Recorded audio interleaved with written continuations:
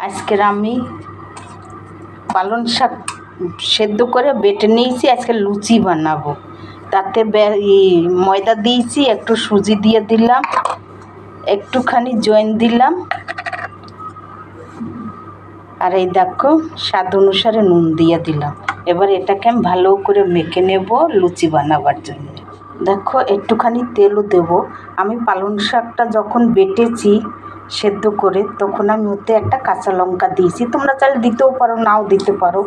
এবার দেখো ভালো করে তেলটার সঙ্গে আমি মেখে নেব, জিনিসটা খাস্তা হয়ে যাবে তাইলে।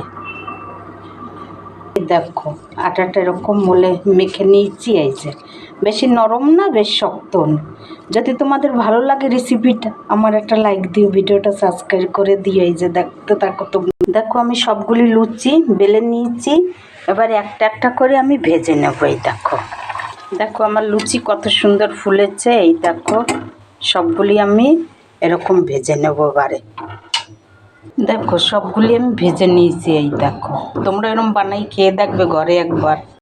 দেখো সঙ্গে হবে পালং শাকের লুচি আর এরকম কষা কষা ডিম।